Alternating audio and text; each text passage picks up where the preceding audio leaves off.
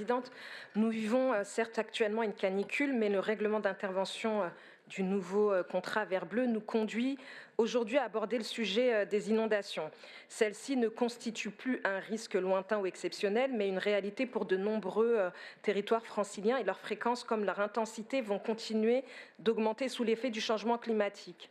Les études ne cessent de multiplier, renforçant un constat indéniable. Selon l'IPR, plus de 550 000 logements et 1 million d'habitants se trouvent en zone inondable en Île-de-France. L'IGN a récemment élaboré une première cartographie du risque d'inondation en France et cela nous permet donc de voir que 15,6% de la population du Grand Paris Seine-Ouest y est exposée, comme plus de 21% au sein de l'EPT Grand Paris dans le Val-de-Marne. Cette part monte à près de 26% dans l'EPT Boucle Nord de Seine.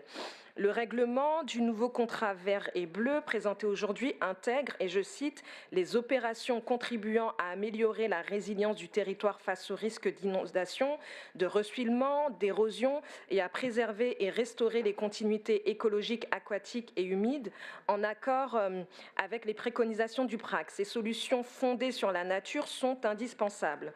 Mais nous pouvons aller plus loin. Dans certains secteurs particulièrement exposés, les aménagements et infrastructures de prévention des inondations constituent un complément nécessaire. Ils participent du même objectif, celui de réduire la vulnérabilité des territoires et protéger les franciliens.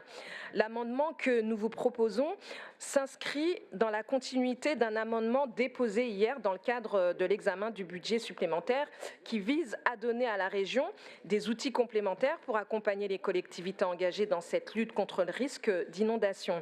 Il vise également à rendre les infrastructures de protection contre les risques d'inondation éligibles au financement de ce contrat vert et bleu. Conscient des compétences exercées par la collectivité au titre de la GEMAPI, nous encourageons cependant la coopération par cet amendement qui vise à permettre à la région d'accompagner plus efficacement les projets pour la résilience des territoires franciliens. Je vous remercie.